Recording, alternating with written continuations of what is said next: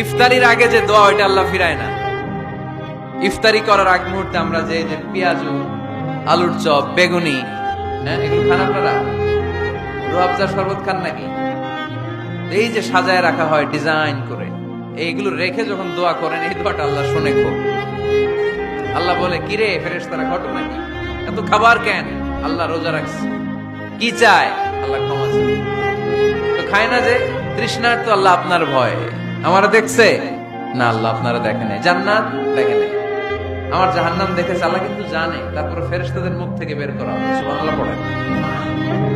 আমার জাহান্নাম দেখেছি কিনা বলো।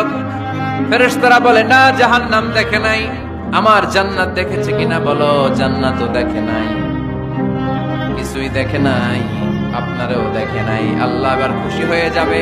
আমার খুশির জন্য আমার ভয়ে তৃষ্ণার্ত ক্ষুধার্ত সামনে খাবার হাত বাড়ালেই খেতে পারে, গ্লাসটা তুললেই পান করতে পারে, আমার ভয়ে খায় না। আমার ক্ষমা চায়, আমার কাছে ক্ষমা প্রার্থনা করে। এখন আমার বান্দা যা দোয়া করবে, বান্দার সব দোয়া আমি কবুল করে নেব।